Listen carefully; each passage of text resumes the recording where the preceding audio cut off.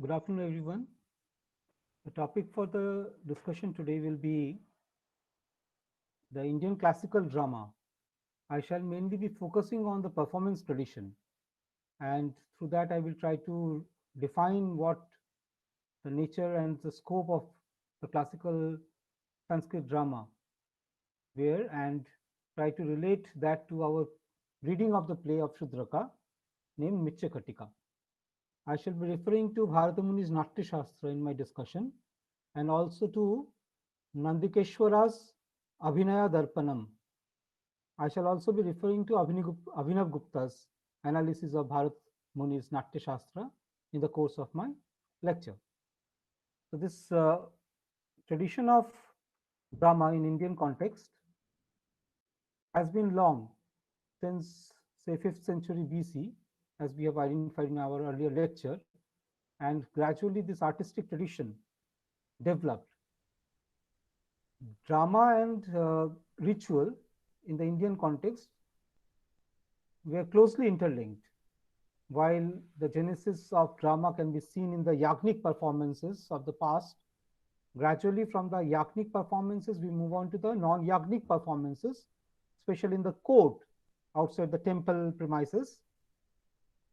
And outside the court, in the ordinary world, where we have common people watching plays, especially the folkloric performances that were also influenced by the works of the great writers, Sanskrit writers.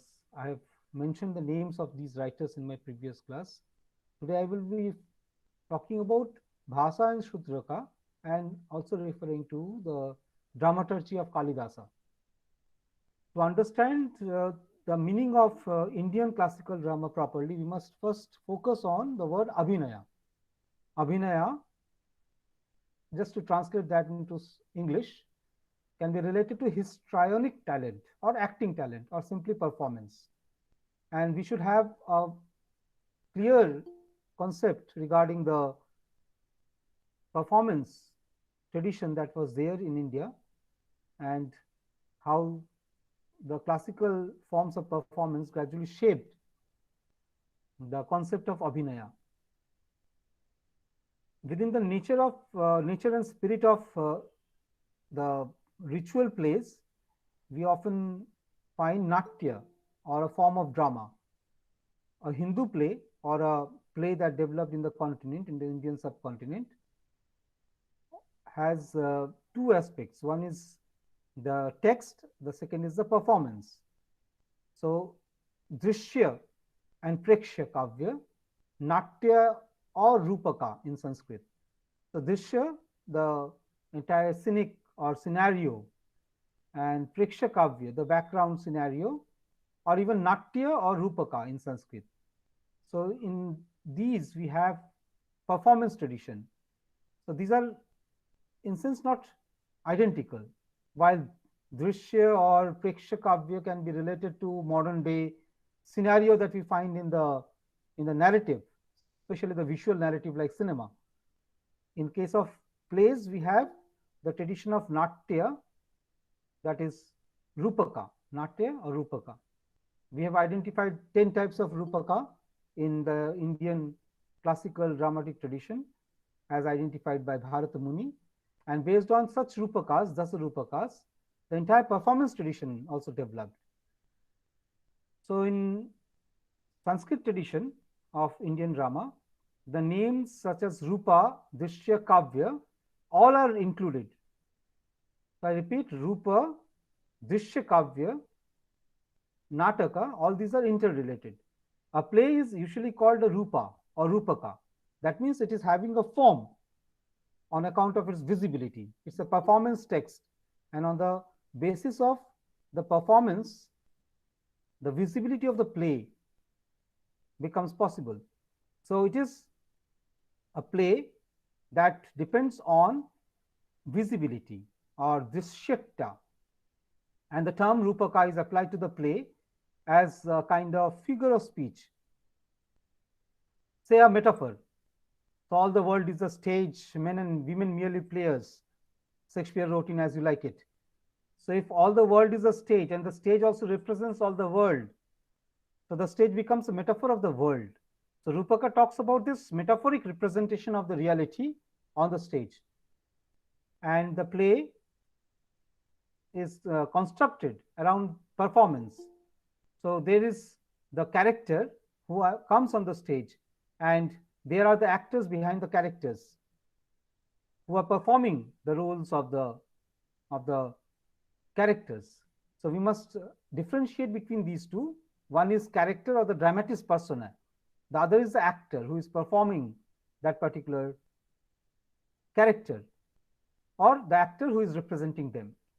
Drishya or Prekshakavya means a poem which is to be seen as poetical composition, capable of being enjoyed not only by its reading, but also by its stage presentation. So stage presentation, as Aristotle stated, that drama is an imitation of an action. According to Plato, drama is removed from reality because it is a copy of a copy. It's an imitation of the illusory world. A play that is called a Rupaka is therefore a metaphoric representation of the world on the stage through the act of performance. And Drishya Kavya refers to a poem which is there, that is transformed into a performative text, not just enjoyed by reading or imagining the text, but rather by seeing the visibility of the text through performance. A text is made visible through the act of performance, or abhinaya. So in the early times, we found that the preksha, this preksha or the drishya, they became very important. And the idea of action seemed to be revolving around or revolving within the environment of the prekshapat. The word natya, we have referred to that word natya, is also a synonym for rupa or drishya kavya, and therefore it points to the lyrical nature, throws further light on the modes of performance. So it is a poetic, metaphoric presentation of a story of characters who are engaged in action, and this is done through the impersonation, acting, or through histrionic talent of the performer.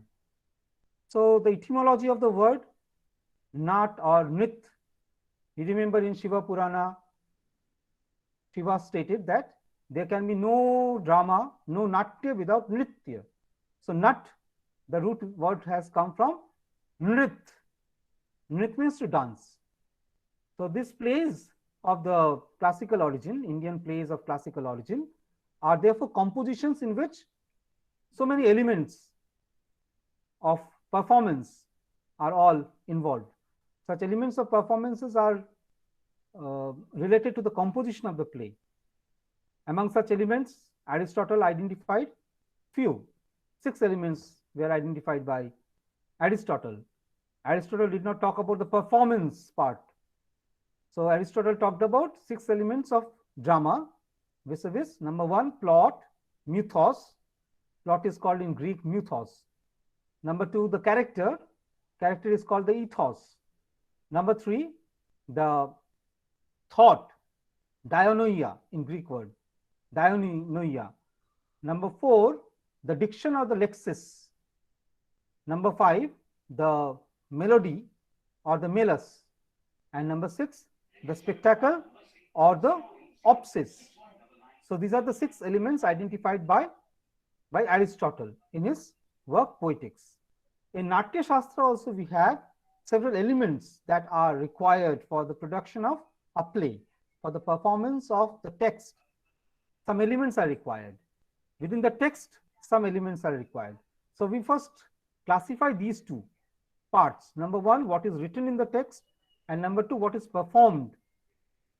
So in the performance tradition, we have mainly the spectacle, the show. Number 2, the acting, the performance, abhinay. Number 3, the rhythm along with the nritya or dance, movement, gestures. We have the presentation or the production of appropriate rasa. So these are all in the performance tradition. While in the script that is written, the script contains plot. Within the storyline, there is a plot that is also called vastu in Sanskrit. That is also the substance. The story and the plot together make vastu. And this vastu is supported by thought, ideas. And these are presented through language. The language is poetical, metaphorical, and dialogue-based language. This also contains the composition. So from Samaveda, the musical composition has derived. And in Natya Shastra, we have the musical composition. So all these are combined together in the production of a classical Indian play or a Rupaka. So the realism that is there in play in the classical period is of two types, I stated. So these two types are, number one, the Lokadharmi, and the other is Natyadharmi. These are the two types of representation on the stage. While the Lokadharmi performance, where we have the common day-to-day realistic portrayal of life through performance on the stage. So it is a realistic picture of society, and theater as if is putting a mirror to society. So this is Lokadharmi Nataka. The other is the Natyadharmi, where the picture of society, the stories, the myth, the legends, all these are presented. But here it is the theater that matters more. It is a theatrical representation of reality. You may say that they both come together closely. But on the one hand, we have an artistic, aesthetic representation of reality in theatrical terms, that is called Natyadharmi. On the other hand, we have the realistic portrayal of society in realistic terms, that is called Lokadharmi. The performance tradition almost remains the same. While in the first one, in the Lokadharmi Natak, the form of performance is more realistic. In the case of Natyadharmi form of performance, the form of performance is more theatrical or melodramatic. So exaggerated form of acting, artistic, aesthetic form of acting. So all these are taken together. So in the Indian dramatic tradition, we find that rasa summarizes the entire concept, and that symbolizes and condenses everything into a brief formula. That what the poet does on the stage through his play is not an expression of sentiment and emotion, but a suggestion of sentiment and emotion. So rasa is produced through symbolic mode in Sanskrit drama, through several types of modes of performance, through mudras, through gestures, through the expression of sentiment and emotion. So in these Sanskrit plays, we find that lyrico-dramatic spectacles are actually produced. Lyrical, dramatic spectacles are produced, almost like the Sangeet Nataka, that we often find on the stage, contemporary stage. So it is more like tamasha, nautanki, where song, music, even jatra, where song, music, dance, all these come together in the mode of performance. The classical Sanskrit drama had the central concern with rasa in the form of performance. To evoke rasa in the spectator is the aim and object of Sanskrit playwright. So all the great playwrights, their main goal was to evoke in the spectator rasa, and that is the main aim and objective of the Indian classical plays. The term rasa, as I stated earlier, can be just translated as flavor or juice, ras. So the term rasa has been translated as flavor. And what type of flavor is this? It is sentiment or poetic sentiment. So there is different. So if you take a fruit and take out the juice out of the fruit, so that is an organic extraction of juice from that fruit. On the theater, how this juice is extracted? This juice is extracted through the artistic means of abhinaya. So therefore, this is the poetic sentiment or the juice that is expressed. And the main aim and object of Hindu drama or the Indian plays are mainly based on the experience of rasa. So the communication pertaining to the pertaining to the exchange of emotion and sentiment, pertaining to the entire three loka. So these words like rasa and bhava are integrated to the tradition of abhinaya. The nature and characteristics of rasa will be quite clear if we just take two things, two persons or two set of persons into account. Number one is the spectator, number two is the actor. So something takes place in between the spectator and actor. Theater is all about this exchange of communication between the actor and the spectator. So a kind of communion is made. And through this communion, a communication, a set of symbols coded by the actor are communicated to the spectators. The spectators decode that set of signals or signs. And after decoding such sign, they interpret the meaning. So on the stage, we see what? For example, Rama and Sita. And they're coming together, excite some kind of affection. And aided by suitable circumstance of time and place, the affection is shown through intimacy, either by gestures or by speech. And the dominant emotion of love, Sringara Rasa, is transient in those scenes where Rama and Sita are together. But after the separation of Sita from Rama, the same sentiment has been transformed into a sentiment related to loss, bereavement, separation, and karuna, a sense of pity. The spectacle therefore evokes in the mind of the spectator emotions either of love or emotions of pity or karuna. Such experiences are planted there, and this ideal and generic excitation of the emotion that we often find becomes the object of imitation. So the imitation in Western theater, Aristotelian theater, is materialistic imitation, copy of the real. While in the Eastern tradition, we have this imitation of the emotion and sentiment through artistic medium. That is a basic difference, although the difference blurs when we talk about the real circumstances or performative circumstances, the distinction blurs. They almost come to the same understanding of the act of performance. Sentiment or rasa, that sense of joy in experiencing the rasa, is the essence of theatrical experience. The fullness of the enjoyment depends essentially on the nature and experience of the spectator, because the spectator is there at the receiving end, to whom every rasa is expressed and falls, and therefore the spectators are required to identify themselves either with the hero or the character or the dominant sentiment, and to experience in ideal form the emotion and feeling. So the spectator may experience and succeed in his effort to such an extent that with the spectacle on the stage, he might weep, and that tear might be the real tear, while the tears performed on the stage through performance might be a fake tears, might be an imitation of that sorrow. On the part of the experience of the spectator, we have the real tears flowing down his ears. So we have this experience of the theatrical performance in the mind of spectator as the essence of classical Indian drama. So the spectator may even succeed in his effort, and he may also experience the real emotion in real terms. He may laugh, he may cry, he may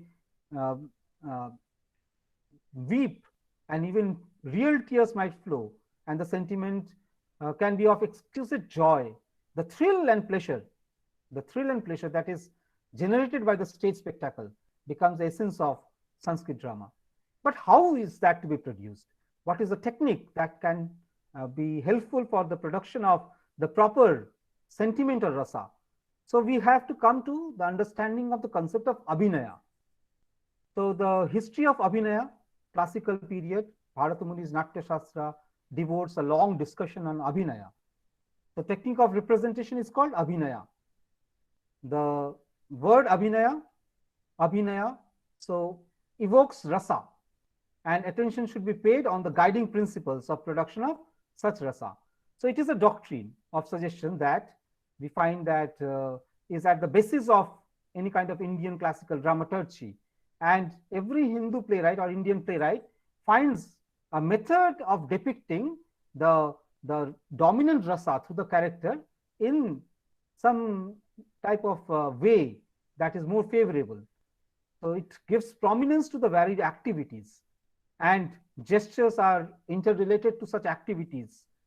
Whatever the character does on the stage, either speaks or does activities on the stage, are all related to the dominant emotion or the sentiment that the actor wants to produce on the stage. So verses of varied forms are abundantly used.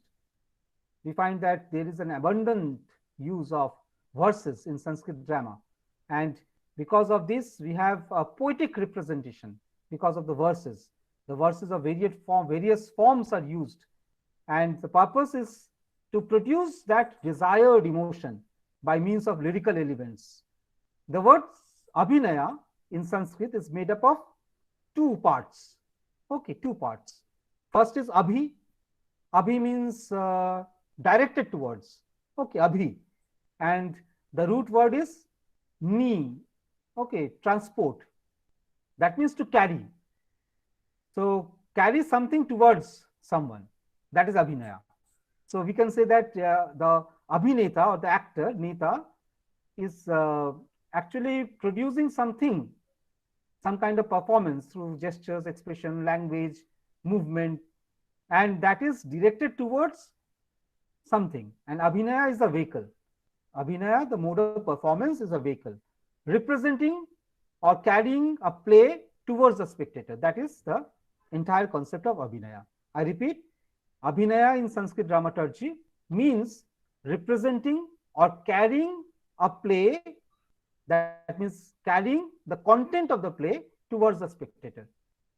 So in Sahitya Darpana, we have a reference to the Sanskrit drama. Even A.B. Keith in his book Sanskrit Drama refers to this concept of abhinaya. That means representing or carrying a play towards spectator. So in Sahitya Darpana, it is mentioned that this is called imitation. Imitation in terms of visualization of the conditions that are physical and mental of the characters in a drama. So what is being communicated through abhinaya is a physical and mental condition of the character through an act of performance that enables the spectators to visualize. The aesthetic significance of such imitation should be taken into account while analyzing this. And what is aesthetic representation? Aesthetic representation refers to a purified form of representation.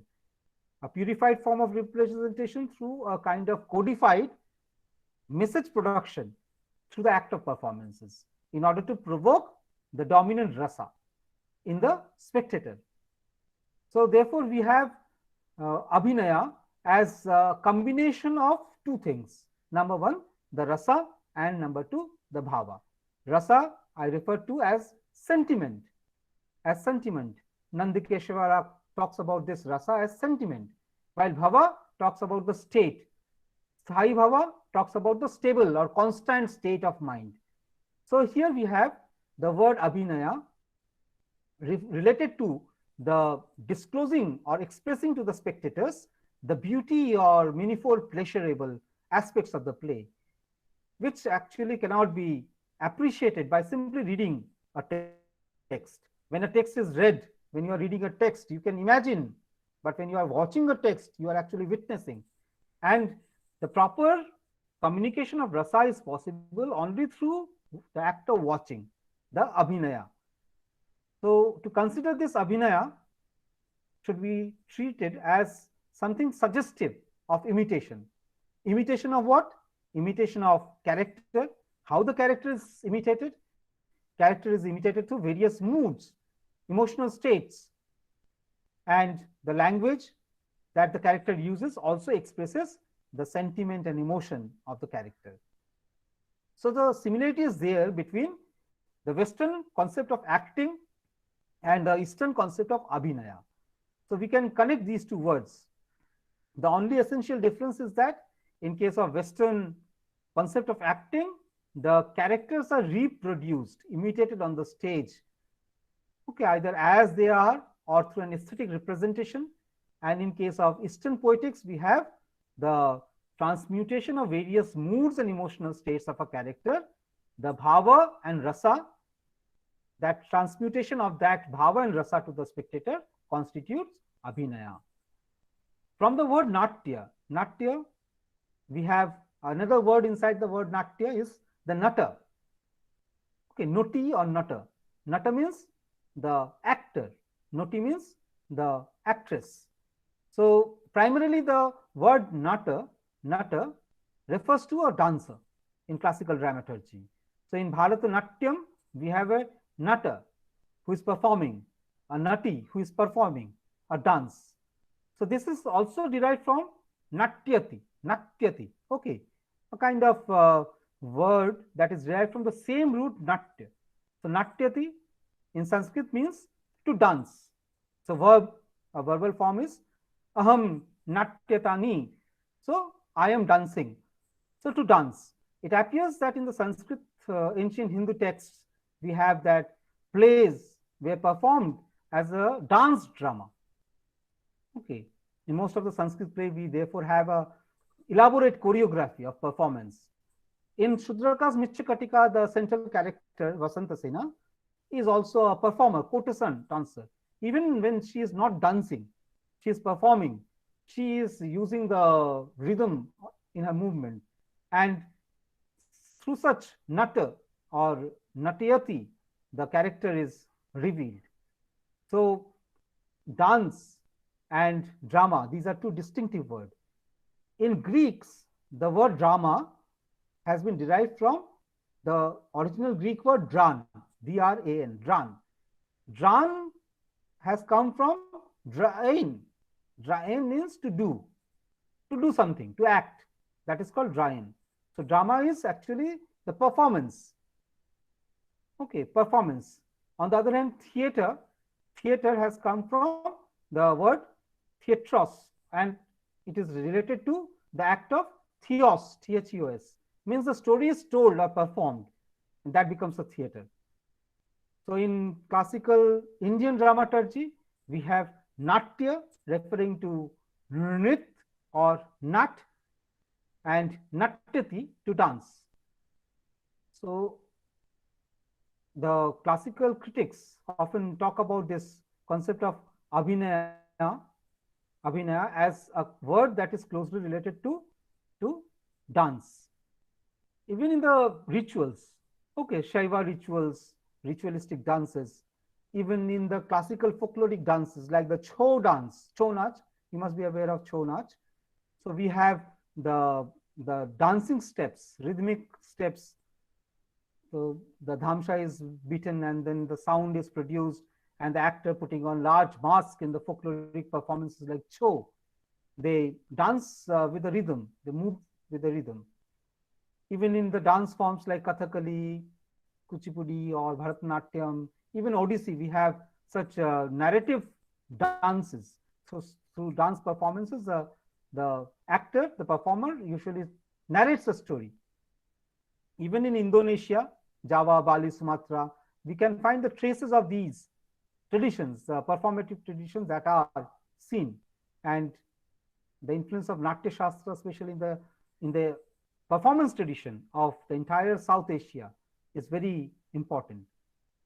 Even Rabindranath Tagore used to travel through the villages, provincial places, rural Bengal, and he once upon a time noticed that most of the plays that are performed in the folkloric form were the performances that were more musical. And in his plays, when he started writing plays late in his literary career. And when he started writing plays, he also started composing plays as Nitinatya, dance drama. So everything is dancing, according to Tagore, in the classical Indian theatre tradition. So we have this language of dance. So dance has its own codified language that is closely related to the concept of abhinaya. So if you find a courtesan dancing in the Raj Sabha, in the court theatre, and through the dance she's performing a story, she's representing a story of, say, Satyavati, Satyavan, or the story of Radha and Krishna, we find that the narrative is done with the help of Abhinaya also with the help of Nitya or dance rhythm. So this dance has been perspective of the acting performance tradition of India. As we know that dance is a highly codified form of performance and that requires elaborate training. Therefore, the dance training includes some kind of mudras. When we include these mudras in a play performance that is of lokadharmi type, realistic type, we often may say that no, this is not the performance that we expect, because if it is a realistic portrayal of society and the people should be as they are in society, they should behave like normal human beings, not the musical, rhythmic, dancing human beings. So we can say that yes, this is not possible. But I've already said that in classical dramatic performances, the aesthetic representation of reality was more important than the realistic representation of reality. In this aesthetic representation of reality, the form of performance became very important. So we have the use of different manifold mudras, okay, use of several symbolic gestures that are called mudras. Even the movements of eyes, the movements of lips, the movement of fingers, the body, the torso, the legs, everything is done in that symbolic order. And the mudras that are usually associated with Lord Shiva. We remember Lord Shiva's famous Nataraja pose. In the Chidambaram temple, you find this Nataraja pose of Lord Shiva. So Lord Shiva is regarded as the first dancer god. Okay, first god of theater in the Indian religious system. And through this, we have again the development of the mudras, especially codified in Buddhism. In Buddhism, the different gestures of Buddha, these are all related to some highly symbolic, codified postures. And these postures were taken up by the dramatic tradition.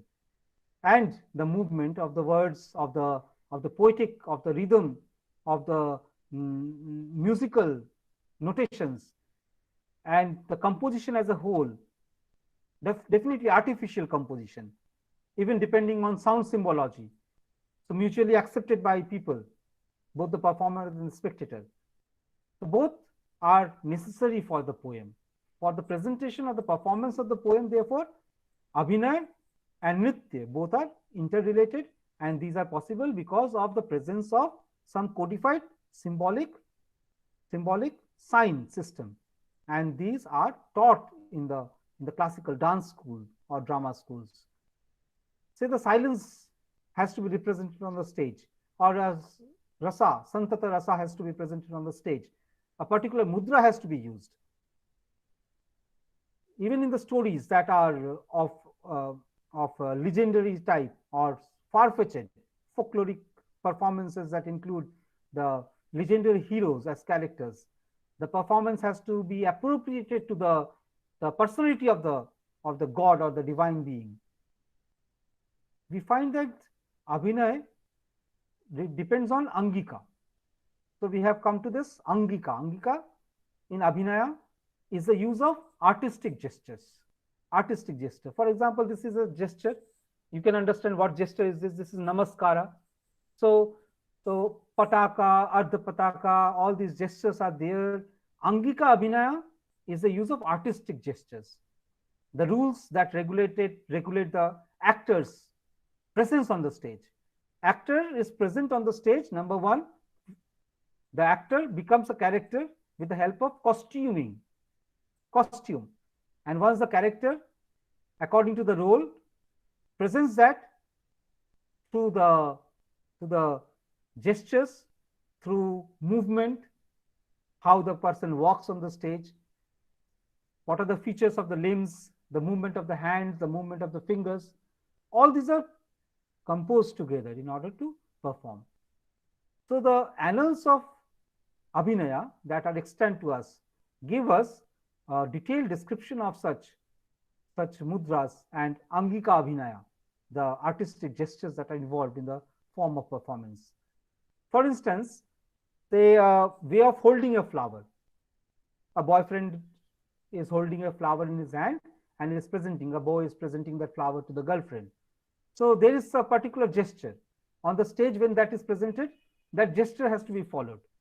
Okay, the person cannot just become very original and innovative while offering the flower to the beloved. The person should not throw the flower to the beloved. Okay, and even when the flower is being thrown at the beloved, it should be thrown not at the beloved. It should not be thrown at the beloved, or rather, it should be softly gifted to the beloved. So this ordinary gesture that is expressed on the stage is related to a particular gesture that is prescribed. Abhinaya tradition in Indian dramaturgy is, unlike the Western dramaturgy, is more prescriptive in nature. Okay, it's more prescriptive in nature. Stanislavski, the great Western theater practitioner and main theorist of the acting tradition, wrote a book called An Actor Prepares, how an actor prepares to perform a character.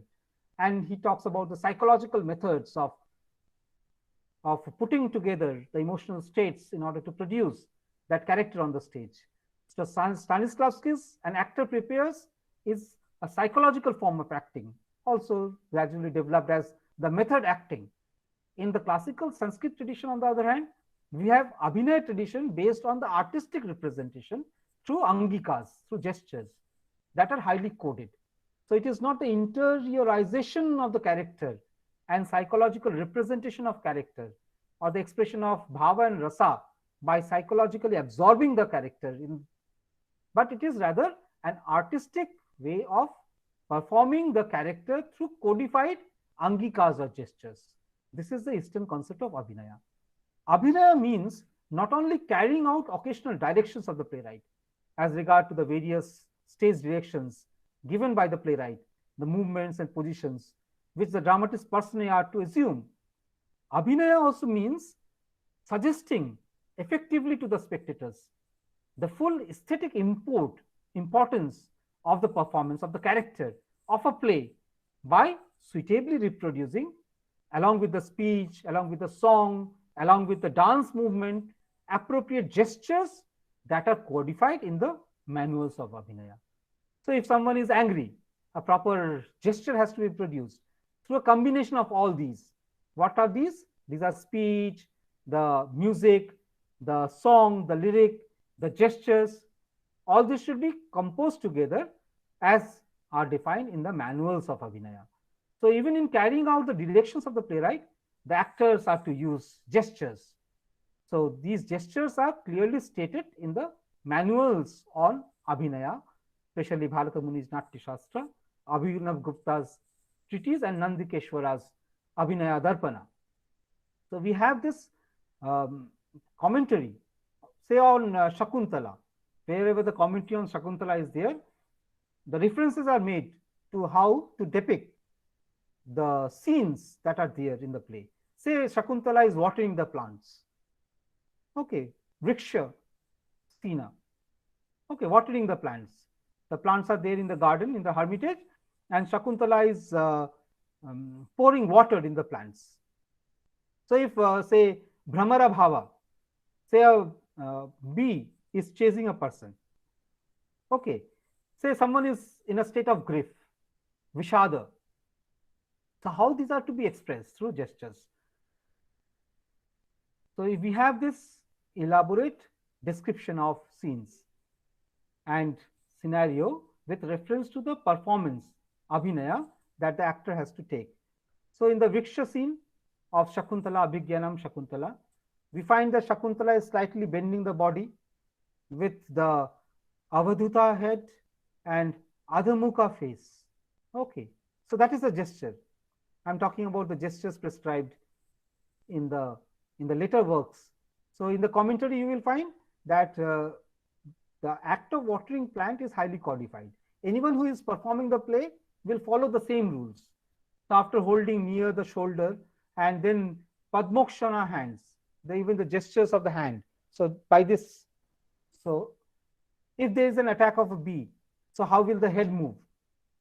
Okay, how will the legs move? How will the hands move in order to protect from the sting of the bee?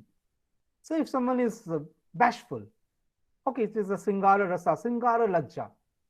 In the scene of, say, amorous relationship, say, bashfulness has to be experienced, has to be expressed. So there has to be lajja in the eyes. So in the expression of the eyes, there should be some kind of lajja or shame. And the head is also has to be a bit bowed down. Say a despair is there, despair. So in despair or sorrow, vishada, the eyes change into a different type of gesture. The plucking of flower. So in the Eastern dramaturgy, we do not have the support of the stage props. Everything is presented, everything is the narrative, the story is presented with the minimalist use of language, because the language is poetical, lyrical, and highly suggestive, symbolic. And much of the language is non-verbal. By non-verbal communication, I mean how the actor, the performer, uses the gestures, angikas, mudras, in order to represent the sentiment, represent the state of mind, represent the rasa or the bhava. Say someone is walking very fast, so that has to be presented on the stage, and the space has to be covered. Within that small space, you have to show that you are walking, speeding. If someone is standing on a high place, on an altar, or on a mountain top, say if someone is mounted on a chariot, so the real chariot cannot be brought on the stage. But through just action, symbolic action, the person will present the action of sitting, mounting on a chariot. So this kind of chari, different types of poses, angikas, the code of gestures and movements are prescribed for different limbs, and this is binding on the practitioners of nata. So nata, nati, they must have the skill of performing these. The ideal Hindu or the Indian classical play, as far as language is concerned or the plot is concerned, is heavily dependent on the form of acting, because the acting should not leave any kind of obscurity in the mind of the audience. The audience should have a clear-cut picture of the rasa. It should not be a combination of all the rasas. So if the person is trying to produce hasya rasa and the audience is forced to cry, okay, if the hasya becomes tear jerking, so it will spoil the entire exchange of sentiments, exchange of the emotional state. So the nata, the actor, should always keep in mind what type of language he is using, what type of gesture he is taking while performing a character. In Aristotle's Poetics also, there is a reference to a phrase called like the reality. Aristotle refers to the impersonation of the character, and the character should be like the reality. Like the reality refers to the resemblance with the likeliness, resemblance or likeliness with the real. If someone is performing the role of a king, the person should behave like a king, according to Aristotle.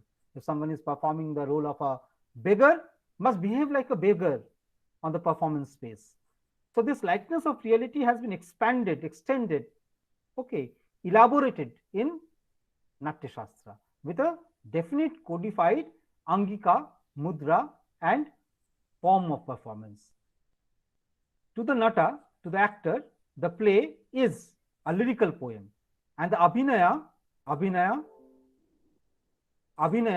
or the act of performance gives the opportunity to this actor to produce this story, the natak, with the help of setting, with the help of music. And the musician is neither at a liberty. So musician should contribute to the abhinaya by producing the appropriate raga or raga that supports the rasa. Say if this moment is a moment of joy or happiness, so musician should not play a rasa or raga that is related to the karuna rasa, or should not produce melancholic effect. Although in comedy we often find the contradictions in order to highlight the ironies of life, the contradiction is there. But usually in the classified, codified form of performance, there should not be any kind of contradiction between the various elements of the play. What are the various elements? Almost like Aristotle's identification of the elements. These elements are also present in the Indian classical drama. I refer to 6 elements. The same elements are present: plot, character, thought, diction, melody, spectacle. All these are elements that are present also in Indian dramaturgy. But these elements are to be appropriately produced to the act of performance. And therefore, we have the Vachika Abhinaya training done to the given to the actors. And this is a proper way the actor should produce dialogues. Even in the classical Greek school of oratory, rhetoric was taught. Okay, how to speak, public speaking was taught. In case of performance also, the performers were trained by the choreographers, like our modern day choreographers, for the performance of the plays. So Vachika Abhinaya is again an integral part of the performance. What is Vachika Abhinaya? Abhinaya that is related to the proper use of pronunciation, modulation of voice, the use of accent, the use of rhythm. So it occupies the first place, any kind of performance. If it is a Shruti Natok, okay, the verbal play, the entire performance depends on the proper pronunciation, proper modulation of voice, the proper use of accent and rhythm. So it occupies the first prominent place in modern day, modern radio plays. Okay, the plays that we hear in the radio. These also depend on the audio production. And audio production depends on pronunciation, modulation of voice, accent, and rhythm. Say if someone is sad and starts shouting, if someone is angry and whines, so it is not proportionate. So it is not appropriate type of sound produced by that person. If someone is too loud while whispering, that loud voice is not appropriate for whispering. So in order to represent a state of tranquility, a person cannot just become loud, okay, shout out the lines. Abhinaya contains therefore the other branches like Angika, gestures, okay, Vachika, the voice, the elements of acting, especially the Vachika Abhinaya, is extensive, and modern rules of proper dramatic delivery can be appropriated to this. Even the use of different dialects and the proper forms to address the persons according to their rank, according to their social position. So when you are talking to a small child, what is your voice? What is the intonation and the pitch of your voice? When you are talking to a grown-up person, what is your voice modulation? When you are speaking to an elderly person or to a respected person, reverend person, what is the modulation of your voice? When you are talking to your friend, when you're talking to someone whom you don't like. So there are different forms of Vachika Abhinaya that are interrelated for the proper dramatic delivery of the character and the story. So we have the Aharya Abhinaya. So Aharya Abhinaya talks about the costume and the appearance of the actor. So this is also interestingly related to the form of performance. So we know that gestures are codified, and such gestures become a part of our performance, and such gestures become more appropriate when they are supported with costumes. Say a person who is putting on the dress of a king, if he starts begging with a begging bowl, it becomes inappropriate. So a king should be dressed like a king, a beggar should be dressed like a beggar, and the costume and appearance of the actor help the actor to represent the character more appropriately. The costume also reveals the gender, the sex, the race, okay, the class, the social position, even the nature of the character, okay, preference of the character, the aesthetic temperament of the character, that are all revealed through the costume. So part of costume and the physical decoration of the play should be the Aharya Aharya Abhinaya. So this is an important component of performance, Aharya Abhinaya. Similarly, another aspect is Sattvika Abhinaya. This is a representation of psychological states, okay, the psychic conditions arising out of the vital principles itself. So what are these? Sattvika. Remember, Sattvika is talked about the bhava. Okay, Sthayi bhava. So with Sthayi bhava, we have Sattvika Abhinaya.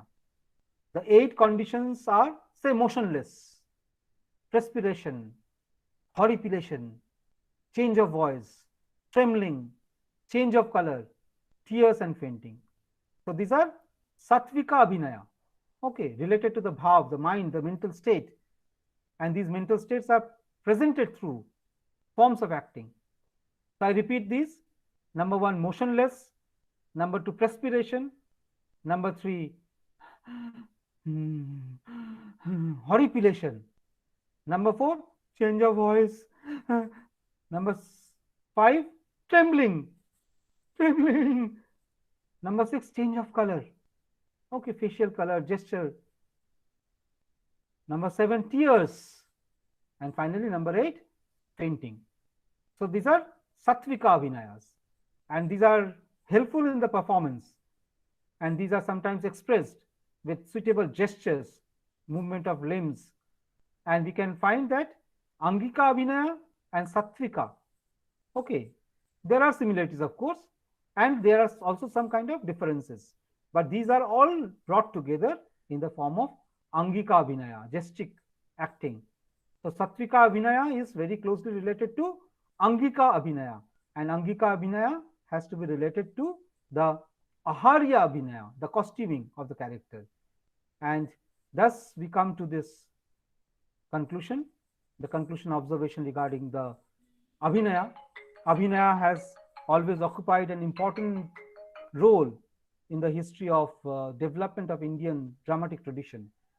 In Mritya-Katika, Shudraka's Mritya-Katika, we have Charudatta, the Neta, and throughout the play he is putting on the costume of a poor Brahmin, and the gestures, the motion, the movement of his limbs, the movement of his eyes, all are related to the conception of the character as an innocent, good person, virtuous man, and this helps in the building of the character. So with this, I conclude today's discussion. If you have any questions, you can ask now. Feel free to ask questions. I can respond to your questions and queries. Thank you very much for your attention. Thank you.